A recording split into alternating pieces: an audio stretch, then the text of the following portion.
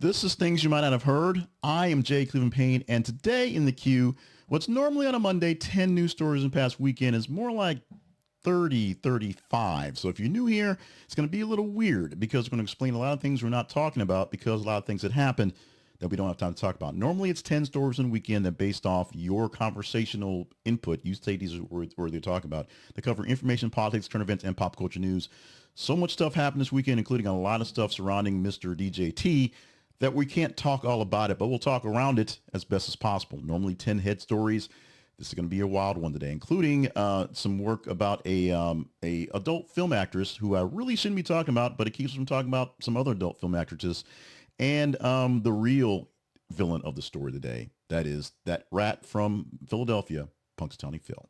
About 10 stories technically for you in the queue today, covering those stories. Now, remind you that our website is thisisconversationproject.com to see more normal activities, less of the cramming going back and forth, see past articles, past episodes, and more about us at our website. And of course, you can comment, complain, do all you want to do with us via email at theconversationinbox@gmail.com. If I have not said so yet, today is the 3rd of February, 2025. On this Monday, the first Monday, as we're up into the second month of this whole year, which January's felt like a whole month of January's as it is, but it is just 1 month, just 31 days.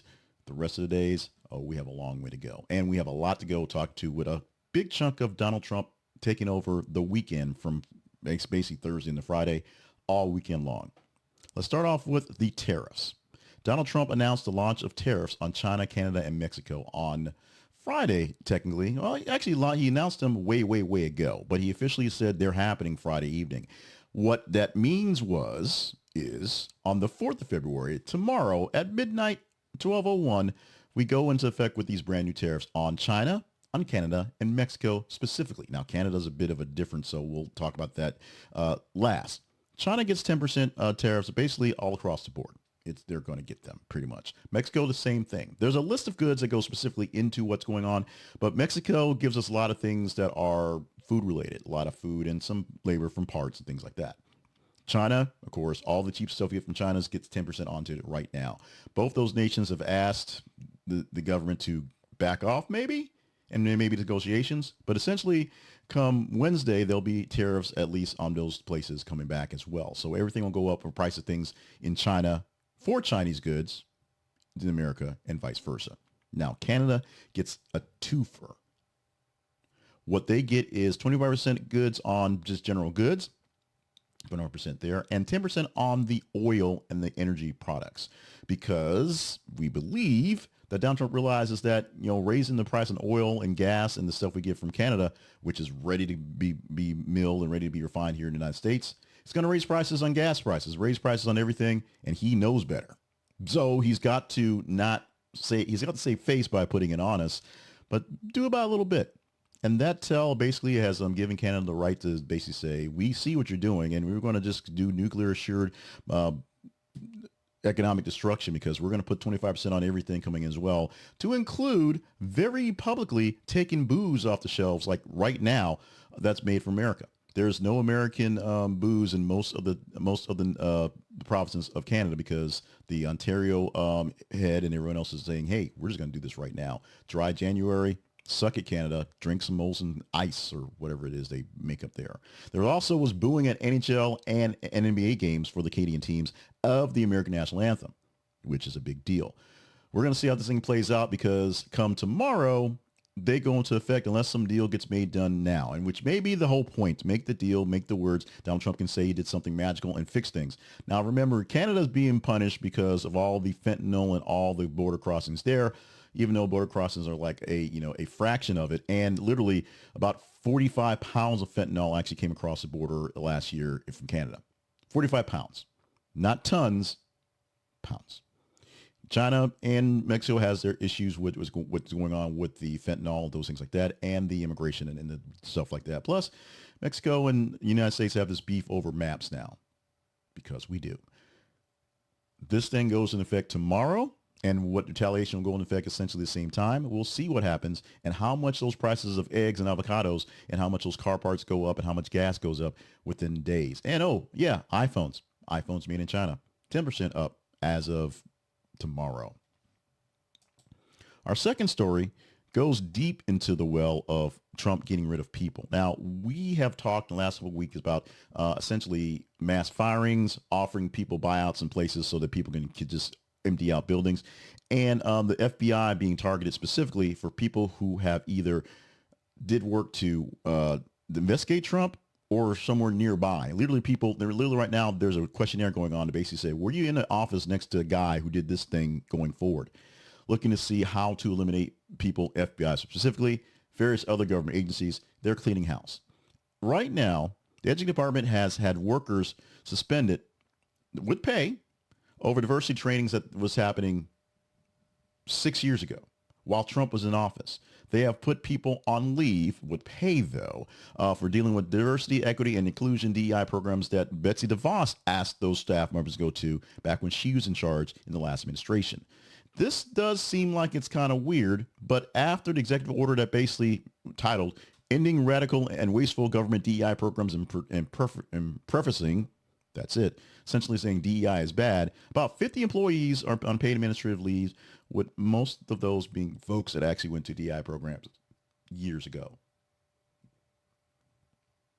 These are not new initiatives. These are not Biden initiatives. These are the initiatives that were put in place before Trump left office. Now, maybe he's seen the error of his ways and wants to punish folks who did not stop in the first time, but it's really, really, really, really odd. It goes to the point of what exactly is going on in our government and the house cleaning going on. Now, last time he said, I'm draining the swamp. This time he's definitely getting rid of the critters, but the swamp will still survive. There's not more dry land. He's not clearing out the marshland. He's just getting rid of all the nutria, essentially. Your mileage may vary and your thoughts may vary on Donald Trump and how he's doing things. So we want comments on that end. But what's going on with going back and punishing people from the past administration who did exactly what they were told to do, as opposed to people that I get the retaliation, I get the retribution, but I don't get the plans that are making this thing work. Something really odd, and we already did a video on this one, so I'm not going to cut this one up for going forward. But this is another thing that's where the right hand and left hand are not only not understanding what's going on, but one is smacking the hell out of the other one while the other one's just sitting there just kind of, I guess, asleep.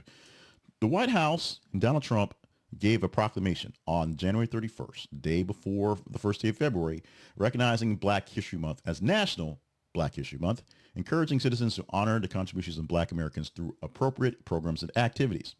Okay, fine. The annual observance aims to celebrate the significant impact of Black individuals and our nation's history and culture. There are very many conversations and complaints and, just flat out, yelling and screaming shouting matches between Black individuals and regular individuals on the meaning and the need for a Black History Month.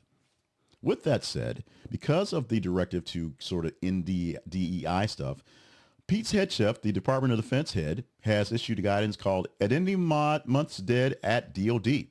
That is effective also January the 31st, 2025. And it prohibits the Department of Defense from hosting, so actual hosting things that aren't on personal time. So if you're at the office, if you're in the barracks, you're out and around, and there is something for Black History Month or Women's History Month or any other previously recognized within military sort of month thing, it's not going to happen. Do it after hours, do it at the, in the parking lot, do it at home, do it in the civic centers, do it on the public economy.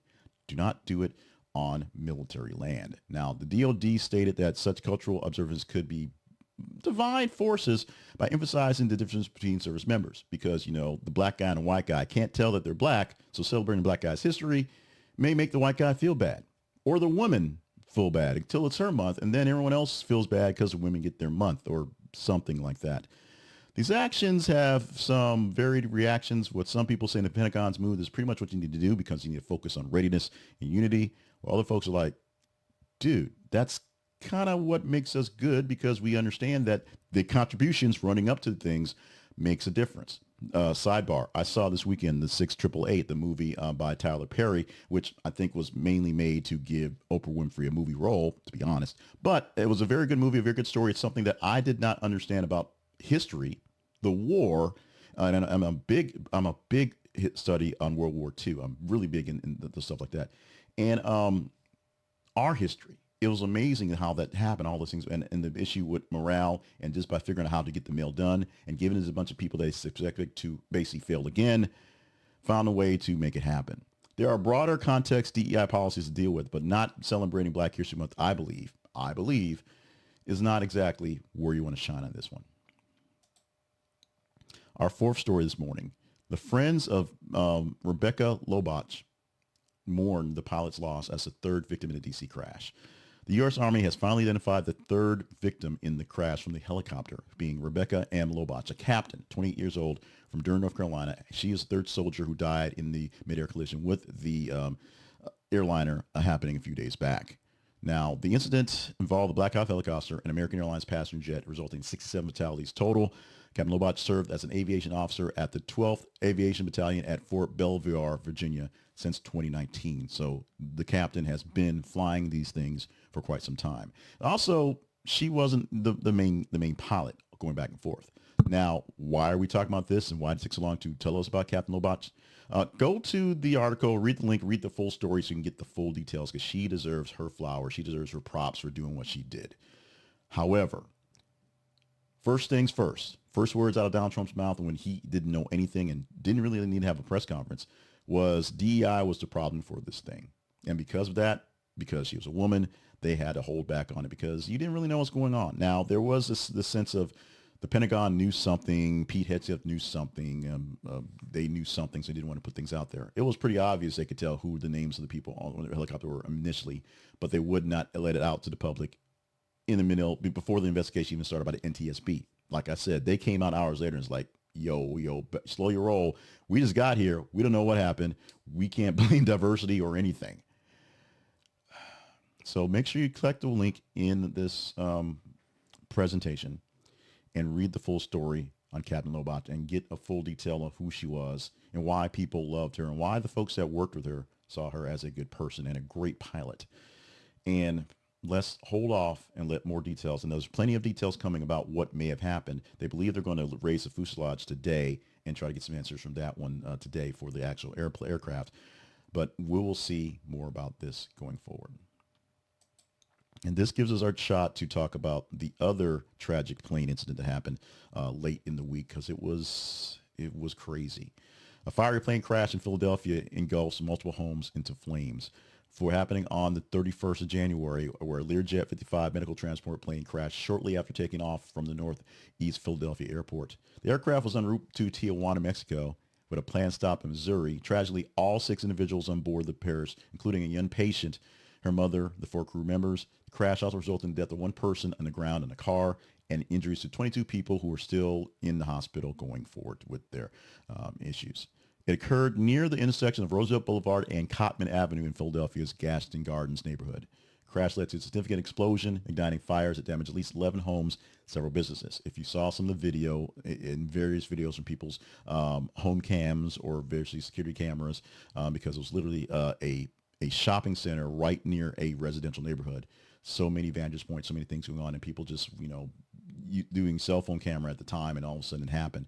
It was a horrifying event. This is an event that will stick with you for a while, and then watching the coverage go forward was there. Unfortunately, all on board the plane and 1 person in the car died immediately. We are praying for the folks who are still fighting for their lives after being damaged and being hurt in other issues. And of course, the damage to the buildings going forward. These things don't happen. Planes don't fall from the sky. Plane crashes, plane damages don't happen like this in the United States. And 2 within 48 hours of each other, 2 within the same week is something that's very rare. 2 very different circumstances that are being dealt with, but the NTSB got on the scene pretty quickly on this one, and they are working to get the details on that one. Quick break from the news. 5 more stories, or probably like 15 if you really count them going to are coming up. But we want to get you to understand how we do things with Conversation Project. If you're new here, this is what we provide for you every single weekday, Monday through Friday. Today we do 10 stories because it's a full weekend to cover. For the rest of the week, it's 8 stories that you actually deem as conversational. We'll explain the full vetting process after the rest of the stories are done. We'll tell you how you pick the stories for us to pick going forward. But we need you to get more people here. We need you to get more people here. We need you to like, the work you're seeing right here. Like it, like the video on other sources. So I know I'm picking the right stories, whether they're for the things you might have heard, whether they're for the weekly roundup, whether they're for the news clips we have throughout the day. Like them so I know I have the right picks. I know I have the right picks. The algorithm thinks I have the right picks. They'll share it with more people and get more people to hopefully come in there. Share it directly with people who you know love this type of coverage. I believe, I'm saying this, speaking to existence, we're doing a pretty fair and balanced job with the news anyway. And today, it's a pretty sobering effect coming off of so many things that happen, and the fact that, as we say before, there are limits to what we can talk about because we have to put limits on it. If you know people who want to get more stories that are off the beaten path when the mainstream media gets stuck on a story for whatever reason, it may be a lot of Trump stuff going on because he is obviously in the news, a lot of plane stuff going on because two big aircrafts going on. And some of the stories will be really silly, really sort of out there, but sometimes you might get a little bit of kind of that's interesting. Share it with folks you know who would love this type of stuff. Maybe they'll like it and share it as well. If you're not subscribed to our work so you get directly into your feeds, whether you're watching this thing on Facebook, on X, on YouTube right now, it just got fed to you in the algorithm because of the likes. Subscribe so you can make sure you get us when you want to. And we're not even asking for notifications. When you get a chance to see it, whether we're doing it live, not sometimes live to tape, or whether you're seeing it on the replay back in the afternoon, we want you to join in a conversation. This is a dialogue, not a monologue. I'm throwing out topics, but I'm leading you to do conversations, to comment, so we know where these things go. And you are doing great work, so we appreciate the work you're doing. The big work you do, picking the stories, we'll explain that in 12 stories. It's really 5, but it seems like it's 12. Back to the news. Back to Elon Musk. And this is not a Musk doing anything for the government thing, although we are not talking about him going into the U.S. aid buildings, taking Doge in and then having people fired from not letting him in, which is a whole other issue you should look up on its own. This is Musk doing his actual job, or someone at Musk's job doing their job, where they're suing Lego, Nestlé, and other brands over advertising boycott. X has expanded its lawsuit to include major brands: Nestle, Colgate, Palmolive, Shell, Lego, Pinterest, Tyson Foods, and Abbott Laboratories. The lawsuit alleges that these companies participated in a illegal advertising boycott that significantly impacted X's revenue. In the complaint, filed in Texas federal court, claims that these companies, along with the World Federation of Advertisers, WFA, violated antitrust laws by conspiring to withhold advertising spending from X. And that's where the lawsuit comes from. Anybody can choose to spend money or not spend money with somebody else. This is essentially collusion, not to fix prices, not to push money on somebody particularly, but to back away from X. All these companies said, yeah, we're not going to do this together. So they did it together, and they're not doing the X thing. That's what he's saying. Because all the advertisers walked away from X, that was advertising money that did not go to X. There you go. So losing money on a coordinated effort because all these people want to take down X. There you go. We shall see how this thing plays out in court because we like to follow court. We like to follow money. Also following court and following money, and I had to totally agree with my mother-in-law on this one. We were spending way too much time on this story, on these people, yet we keep doing it. And why? We'll explain in a few more stories about the conversational network, how you engage in stories and let us know we need to talk about it. So this one gets all the love, all the responses, a little bit of hate. So we're going to keep talking about it. It's conversational. Justin Baldoni drops a new website and more alleged texts with Blake Lively and Ryan Reynolds. The actor and director has launched a website to address the ongoing legal disputes with actress Blake Lively, her husband, actor Ryan Reynolds, and their publicist, Leslie Sloan. Right now, he has a lawsuit. His is $400 million against all three folks for ruining his life. But this new lawsuit, following some other leaked audio and some things out there, saying that Lively and Reynolds, or Lively specifically, claiming that Baldoni is a creep. It's not the case. Basically, they had nice, cordial conversations back and forth, and so the complaints, the lawsuits are stupid. In fact, there's some back and forth between both Baldoni and Reynolds saying, dude, you're cool. It's all right. We're good. It's all good. And Taylor Swift's in there somehow because Taylor Swift is there somehow. So this gets uglier as we talk more about it, as we expect it to. This, as I said, is not Johnny Depp, Amber Heard, so we're not going there. We hope we're not going there. But it is curiouser and curiouser as we tend to get into. So when big actors and actresses, and many people are kind of sniping at both Baldoni and Lively, saying they're not all that big, and they're really because Ryan Reynolds is a part of this, makes this actually interesting, is what's going on. Do you care about this story? You may say you don't care, but the responses that we get from the internets and the feeds of when people hitting on things shows that people either hate it so much they have to engage in it, or really, really want to know what's going to happen. And there's a lot of money back and forth in these trials. So we'll get to let them eat cake in a second. But hey, this is not your piece of cake. We'll cover other stories. We have plenty of stories to cover. You just need to engage in more stories that are more towards your liking, so we have less to choose from, or more to choose from, and less Baldoni Lively sort of beef to choose from. So we actually chose this story over the Grammys, and it was odd because of a glitch in the matrix, we didn't get it in there. We'll talk about that in a moment. But we're going to how the DNC elected Minnesota operator Ken Martin as his new chairperson, and nobody actually cares. I don't particularly care, but we're talking about it because it's actually kind of important in a sense that it's not really going to matter. On the 1st of February, after weeks and weeks of back and forth, Ken Martin is elected the new chairperson, succeeding Jamie Harrison for the DNC, Democratic National Committee. Martin, who led the Minnesota Democratic Farmer Labor Party since 2011, secured 248.5, half a vote, out of 428 votes, defeating Wisconsin's Ben Wilker and former Maryland Governor Martin O'Malley, and of course, Marianne Williamson. In acceptance speech, he emphasized the need to unify the party and focus on supporting working class Americans. He outlined the framework for the DNC centered on 3 pillars: build to win, build to expand, and build to last. For those listening on the audio, here's a hydration break as I actually kind of clean this my palate and tell you what I really think about this thing. A little extra pause for effect. A little pause for drama. I'm getting ready for this one. Wake this up. But it doesn't really matter. The Democratic National Committee has very little power and very little say in what's going on. Right now, there's no leader of the Democratic peoples. So with Kamala Harris being defeated as the presidential run and Joe Biden walking off to the sunset, it's up to the DNC to sort of figure out the game plan for how to get more people elected. Jamie Harrison did not work the levers very well last time, and Martin, we'll see what happens for Ken Martin. We'll see what happens going forward. Basically, what they're going to do some TV shows. They're going to do some promotion. They're going to do what they can. But does it really matter? Right now, the real talking point is we're not Donald Trump, which didn't work when Donald Trump won the election. And as not Donald Trumpish may seem like a great idea, it's not going to work this time either.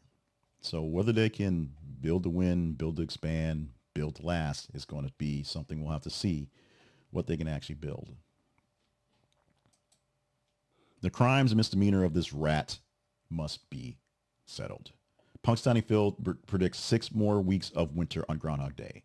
A few weeks back, about a week back, maybe 10 days or so, we had a story about PETA, who wanted to keep the groundhogs, all the armies of groundhogs that every local place has so they can do their own little celebration, keep them safe. Because pulling them out of a hole and watching them, be guffawed by thousands of people, it's kind of scary to groundhogs. So they wanted weather reveal cakes from actual meteorologists to say, this is what we think is going to happen.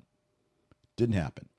139th annual groundhog celebration in Punxsutawney, Pennsylvania, had the famous groundhog Phil, who, not the same groundhog for 139 times, emerging from his burrow, seeing his shadow, indicating 6 more weeks of winter.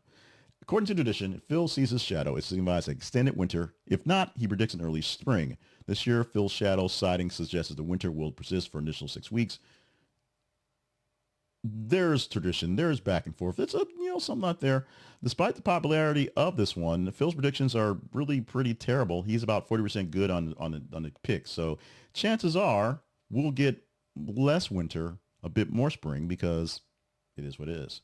In contrast, Staten Island Chuck in New York predicted early spring. So he can be right or wrong as well.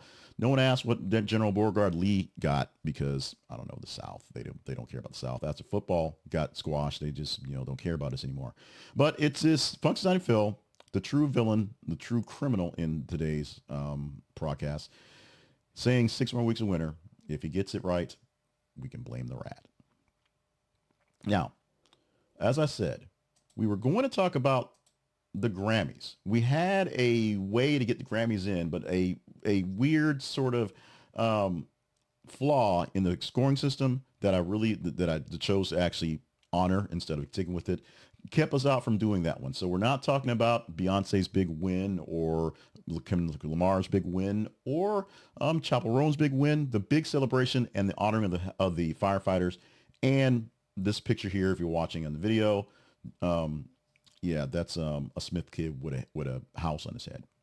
Yeah. So we're not talking about that. We replaced that story with the story about the DNC chair, which no one really cares about. Doesn't really matter, but it's a good interesting point you should know for news points.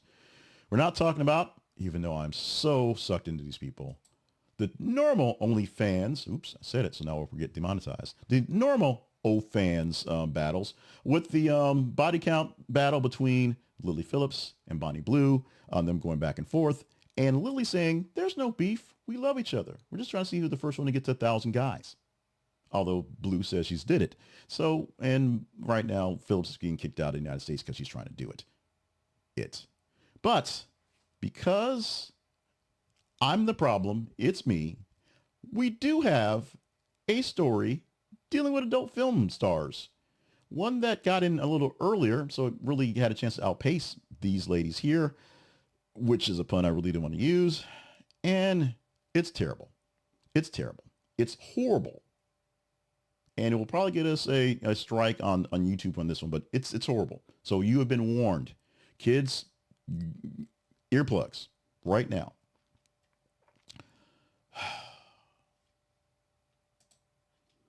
Adult film star falls to her death after plunging over balcony during shoot with 2 men. A tragedy in Brazil as a well-known adult film star has died after fatal fall from a hotel balcony. Authorities in Rio de Janeiro have launched an investigation into the death of 27-year-old Ana Beatrix Pereira Alves, also known as Ana Pauli. She reportedly fell while working on content in a hotel in Nova Equá on January 23rd. Witnesses say Pauli was filming a scene with 2 men at the time of the incident. Disturbing images from the scene show the aftermath of the fall as investigators worked to piece together what happened. Her body was found covered by a white sheet near the hotel, with police on site collecting evidence. Pauli's boyfriend, Pedro Henrique, insists authorities are fully involved in the case. He stated, quote, "They are investigating. If someone is to blame, they will pay and the culprit will be found," close quote.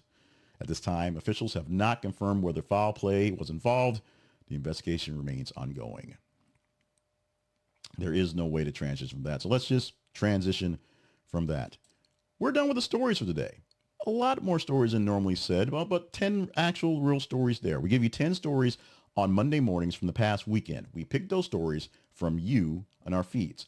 Our feeds are our posts, our pages on Facebook and on X. X.com/th_conversation and Facebook.com/thisisconversation. Follow us on our pages. Follow us there so you can see what we're talking about. Every 50 minutes or so, we put out a news article from someplace that you get to engage in. Yes, you engaged in the story on Ana Pauli. Oh boy, did you engage in the story on Ana Pauli. But what happens is we take the top stories from your engagement for the Monday show. We take Friday, Saturday, Sunday, and a teeny bit of Monday and go through and line them up and take from the top 30 or so stories of the weekend. We get about 90 in a day, or 30 in a day, so 90 in a weekend. And we take 30 of those, pick 10 that get the most engagement, or basically eyeballs, and put them into our headlines here. For the rest of the week, because it's one day to pull from, we'll take about 15 from the top from the 30 of the total, give you 8 stories going forward. That's how it works. Will we talk this story up going forward? And yes, you literally have seen this movie before. An asteroid could hit the United States, the Earth, it should say, by 2032. A very small chance that a good-sized meteor, big-sized chunk of rock, could slam into us in 2030. You want to talk about it? It's very simple. Those feeds I told you about, Facebook and X, just look for what we put down every 50 minutes going on. You don't have to go every 50 minutes. Just go through when you check your feeds on Facebook and on X throughout the day to see what's happening, see what we've got going on. And if it's a story that's worth chatting up or a story you just hate so much that you just want to hate rage it, give it some engagement. Like it, love it, hate it, share it, comment on it. The more engagement the story gets, as I say, the better chance you have of talking about it. 8 stories we picked tomorrow from the top 15 in engagement from today, this Monday. So if you want to engage in some asteroids, you do it. You make it work. Now, we did not talk about specifically the purge in the FBI as it came like a 2-3 different developing story. We'll probably talk more about it today because we'll get some of the fallout from that story. We talked about slightly about the questionnaire going around and the people being fired earlier on, as there's a purge apparently in the FBI on the way to make Cash Patel the new FBI director. He won't have to shut down the building because there'll be nobody left working there apparently. But if you want to talk about the story particularly, like I said, there's a lot going on. So that's why that one particularly didn't get there. If you want to make sure that your story that you like gets in there, make it happen. If you don't like the stories we picked out there and think something else should have had more weight, email me at the conversation inbox at gmail.com so we can talk about those specifically. Take a pause from all the new stuff and all the work stuff to talk about sponsor stuff. And with the Super Bowl coming up this weekend, now's a great time to bring on Sports Integrity. This is a place to get authentic sports memorabilia from whoever you love. And you may not love a Kansas City Chief. You may not love an Eagle from Philly. You may be hoping that baseball season starts soon because you're tired of both teams. That's fair. That's valid.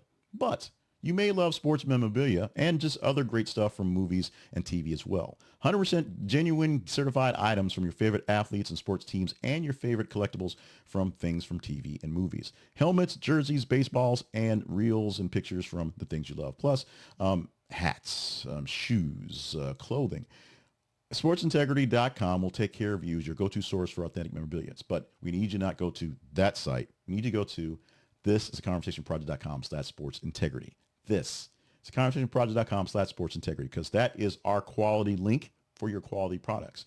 It's an affiliate link. We get a small commission for what you buy. They're the best in collectibles, so they'll take good care of you. And we think you're the best, so you'll take good care of us as they take a little bit off the top as a finder's fee to give us to us. Less of us asking them for money, which I do often, so I can do it less if you buy from some of our sponsors and use our affiliate links. So check out Sports Integrity as sports season, baseball season's on the way, basketball season's in full effect, along as hockey, and you might want something from that superstar or that movie that you love. Check out sportsintegrity.com for your stuff. Check out our website, our link at this is theconversationproject.com/sportsintegrity for a affiliate link to get your stuff from them. The Conversation Project lives online at this is theconversationproject.com. We want to remind you that we are here 24/7 and we do things all the time. Our website is thisistheconversationproject.com. So you can see what we've done in the past and see how things are going future in a way. Also, our origin story, links to more sponsors, links to our partnerships page. If you want to consider joining in the part of the crew, check out the partnerships page and see what's there. Many calls to actions at the website, but check it out there as well. The most important thing you can do for us, if you don't want to pay, if you will, is do things that are pretty much free. Follow us on our feeds on Facebook and on X and just engage in the stories. That way we know we're getting the right stories out to people. Like, share, and subscribe the videos that you're watching so that we can get more people watching us going forward. And of course, email me with your comments, concerns, complaints, all that stuff at the conversation inbox at gmail.com. With that, we're calling a wrap for this Monday, February the 3rd, 2025. We are already in the second month of the year, so it seems like things are blazing and so many things happening so fast, so quickly. It's hard to stay sane somewhere. So we're bringing back stay limber, stay hydrated, stay on task as the catchphrase, because life is a marathon. This year's marathon. This administration will definitely be a marathon, and we've got a long way to go to get to where we need to get to. So I thank you in advance for all the love and all the support you've given to us throughout our tenure here in the past and things going forward, because we got a lot to do. Love you. Mean it. 8 stories for tomorrow from today's batch of stories. We're already posting things all over the place. You already know we're posting about asteroids hitting the Earth. We'll have plenty of Donald Trump stuff. Oh, trust me, plenty of Donald Trump stuff. A lot of stuff on planes updates. We're going to dive deeper into tariffs, which will basically go into effect as I record this 18 hours from now. So your avocados are going up tomorrow. Get your avocado toast. Get all the avocado toast you want right now, because tomorrow it's going to be a deal. Let's have a deal tomorrow. Let's have fun tomorrow. Let's have a great fun day today. We'll see you for more new stuff tomorrow.